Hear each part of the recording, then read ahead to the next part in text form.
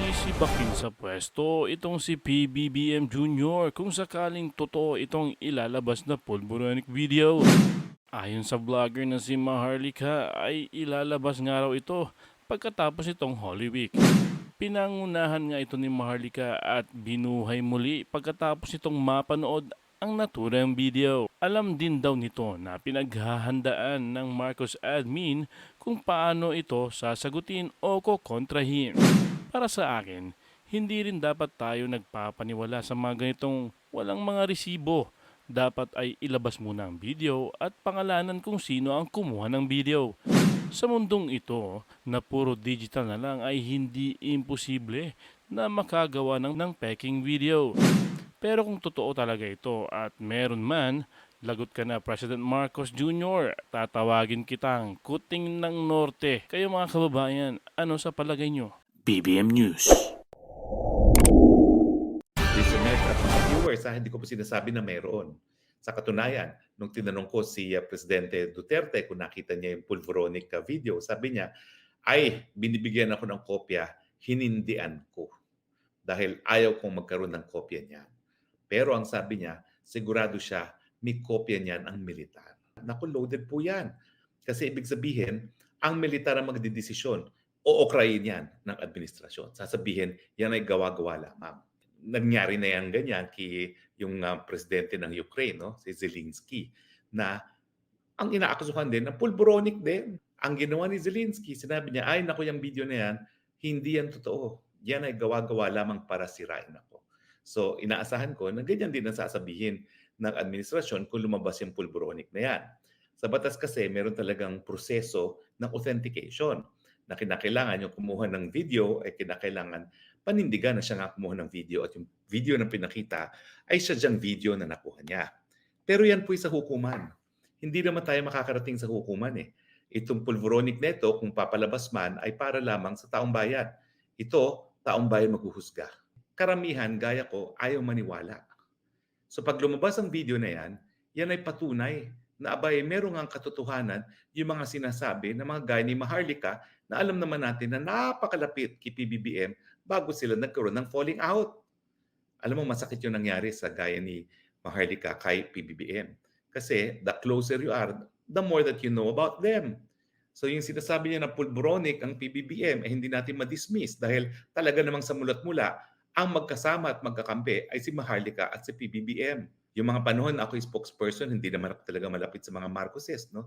At talaga namang never ako naging malapit sa mga Marcoses. Pero noon pa mga panahon na yon, kilala ko si Maharlika bilang talagang loyalist. Kaya nga ngayon, panay ang birada niya kay PBBM. For the first time, nakita rin niya. At ang sabi din niya, lalabas yan sa takdang panahon. Pero ano nga ang gagawin ng Malacanang? Gaya na ginawa ni Zelensky. Pasisinungalingan, tapos sabihin altered yan, hindi yan totoo. At habang hindi lumalabas yung tao na kumuha ng video, hindi dapat paniwalaan. Kung ako ang PCOO, I will go beyond that. Hahanda talaga ako ng complete defense. Sabihin mo na nga na walang authentication yan. Still, ang hinahanap ng taong bayan ay pruweba doon sa napapabalita na pulboronic ang presidente. At pag lumabas yung video na yan, yan talaga ay pruweba. Ang kanyang trabaho bilang presidente ay magpatupad ng batas. At kapag siya ay gumagamit ng pulboronic at nagkaroon nga ng ebidensya na siya ay gumagamit ng mga pulboronic, ang ibig sabihin niyan, siya mismo ay lumabag sa batas. Sa batas natin, malambot naman ang puso kung ikaw ay user na nais magbagong buhay. So pwede naman niyang aminin kung totoo nga na siya ay pulboronic at gusto niya magbagong buhay. Well, yun, pwede siya pumasok ng rehab. Pero ano naman ang kinalaman niya sa pagiging presidente? Well, yun nga po, magiging impeachable offense siya, betrayal of public trust. Para siya mapaalis, kinakailangan ma-aprobahan ng articles of impeachment at dapat mapapunta yan sa Senado. Pero sa tingin ko, kung lumabas talaga yung video na yan, hindi na sila mag-aantay na magkaroon pa ng impeachment at ngayon pa lang, hinahawakan talaga ng presidential insan ang Kamara. Siguro, yan ang dahilan kung bakit kahit anong gawin ni presidential insan, pinalalampas ni PBBM. Epekto ng pulboronic, abay gumagawa ka ng mga desisyon. Kung aawayin mong China, kung ikaw ay iiyak sa Amerikano para magkaroon ng giyera sa ating bakura, no? Kukwestiyonin ng taong bayan. O lalong, mga importanteng desisyon ang ginagawa ng presidente, pero kung siya ay nasa influence ng pulburon, Nasa tama ba siyang pag-iisip nung ginawa niya yung mga desisyon na yan? Yan po yung nakasalalay at sa tingin ko, mahihirapan ang mga kongresista na hawak ngayon ni Speaker na tumalikod sa kanilang tungkulan na para mag-impeachment. Pagdating sa Senado, ay nako, napakadali na po sagutin yan. Ito'y Senado na nais buwagin ni Speaker na kinakampihan ng ating Pangulo. Kaya sa tingin ko, wala na siyang pag-asa dyan sa Senado. Kung hindi kusang magbibitiw ang ating presidente, mapipilitan talaga siyang humarap sa impeachment at magkakaroon ng judgment na siya ay dapat matanggal. Pero sa tingin ko naman, hindi naaabot dun yan. Kasi nandyan naman yung mga kamag-anak niya. Nandyan si dating First Lady, nandyan si Senator Amy, na siguro naman magsasalita. At kahit ano pang sabihin ni Speaker na hawak niya ang Kongreso, siyempre kahihiyan na ng pamilya Marcos yan kung maipalabas nga at mapatunayan na tama pala yung mga nagsasalita na pulburonic ang ating presidente. Ulitin ko po hindi po pa ako naniniwala dyan, wala pang ebidensya, pero yung video na yan po ay ebidensya na hindi po pwede baliwalain at ismulin ng presidente kahit ano pang gimmick ang gawin ng PCOO.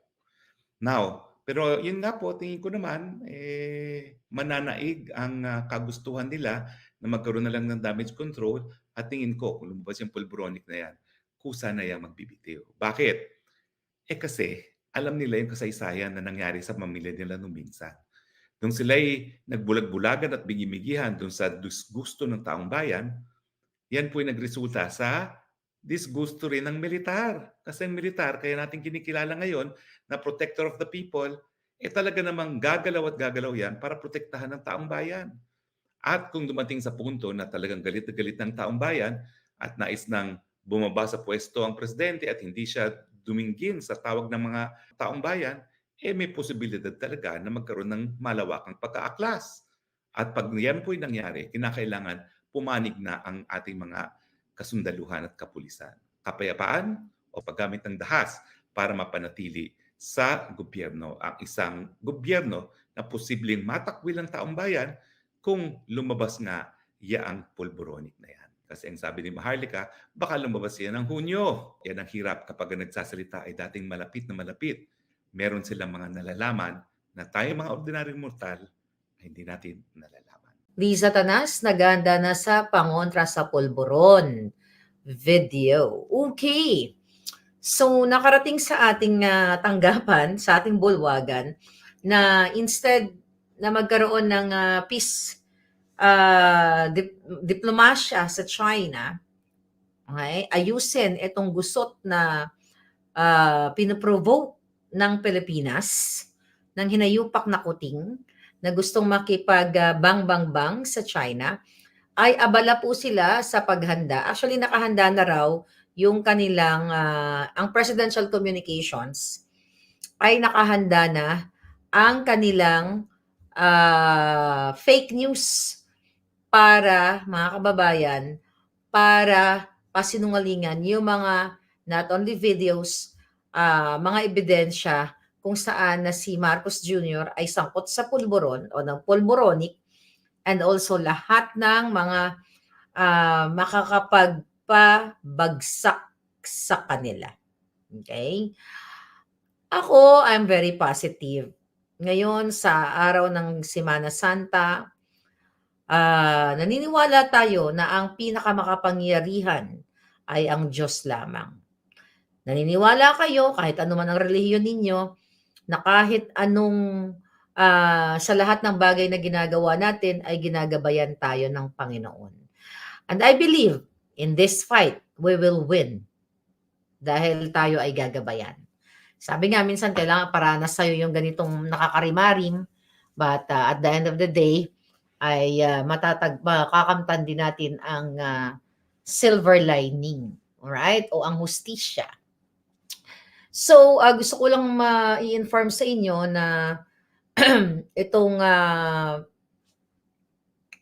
palbangag ninyong presidente at si Liza Tanas ay inuutusan, lagi naman nila utusan na, ay pinaghahandaan na po nila kung paano nila i-counter etong pulboronic evidence na paparating. Okay? So, bakit nila ginagawa to? Bakit nila pinaghahandaan? So, ang gagawin nila, mag-coming mismo dito sa loob, ang sabi sa akin, Miss Maharlika, presidential communications to sabi ko sa inyo, may puting ahas, na gumagawa na sila ng what? Black ops, kasabwat ng mainstream media na the moment na lumabas ang mga susunod na kabanata, ang mga susunod na ebidensya, meron na silang pang-counter dyan. Sabi ko nga, at the end of the day, it's the people who will decide kung saan sila tutungong landas. Sa pulboronic o sa bangag. Alright? Sa pagiging pulboronic at bangag, iisa lang yon mga kababayan. Gusto niyo na bang ilabas yung first part? Tignan natin kung bukas or pagkabuhay. Sige, I will ask my informant kung ilalabas ba natin bukas, Biyernes Santo o pagkabuhay. Mamili kayo kung gusto nyo bukas o pagkabuhay yung first part. Okay? Alright, sige, magmili kayo dyan. Tignan natin ang ilabas na raw. O, sige, tignan natin. But ganun pa man, mga kababayan, etong nangyayari sa atin sa Pilipinas ay seryoso na po. Okay? Dahil naparating din sa atin ng mga kaibigan nating, well, this is coming from abroad, not ASEAN countries ito, mga palangga, na naaalarma na, okay, kailangan niyong malaman, na naaalarma na ang ating mga neighboring countries, ang ASEAN, kung saan ang itong nagbabadya na parating na kaguluhan sa atin sa Pilipinas. Tingnan natin. Imagine ninyo, mga kababayan, kanina pinag-usapan natin yung tungkol sa gentleman's agreement na ginawa ni Pangulong Duterte. Napag-alaman natin na itong mga, teka, tingnan ko na sa message niya. Okay. Itong, okay. Yeah. Ang mga foreign ministers ng ASEAN countries, okay, ay nagtatawagan na hindi dahil suportahan nila yung bang kaguluhan, kundi nag-aalala sila sa ginagawa ng gobyerno ni Marcos Jr. na nagtapang-tapangan para po makipagbangbangan. Okay? Doon sa nagsasabi, teka lang, ano masabi nyo? You know what? Alam nyo, sa totoo lang, hindi lang ito ko sa pulburon. Hindi lang pulburon video ang pwedeng maipa-showing o maipakita sa inyo. Doon po sa nangungulit sa akin na ilabas ko na. Okay? Kung ako ang tatanungin ninyo, mga kababayan, okay, bago ako pumunta sa conflict, kung ako ang tatanungin ninyo, matagal ko nang nilabas. Di ba? Paulit-ulit kong sinabi, bakit pa ako mag-aantay ng June? Kung ako yung masusunod. But you have to respect the people or person na may hawak nito. Okay? Pero nakita ko na, sinabi ko sa inyo, di ba? Na may hawak nito kasi mga palangga, malalaman kasi nila kung sino, kung saan ang galing itong video na ito. Sino ang kumuha? They will know. So dun sa mga nangungulit sa akin, mga palangga, kung ako ang kumuha ng video na yun at kung ako talaga ang nagmamay-ari, 2022 pa lang nilabas ko na. Okay?